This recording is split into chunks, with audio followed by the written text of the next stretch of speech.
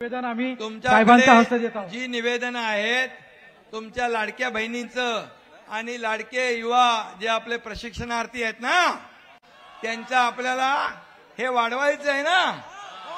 हा मला लक्षात आहे ते आणि नक्की आपलं सरकार तुमचंच आहे, लाडक्या बहिणी लाडक्या भावांचं आहे।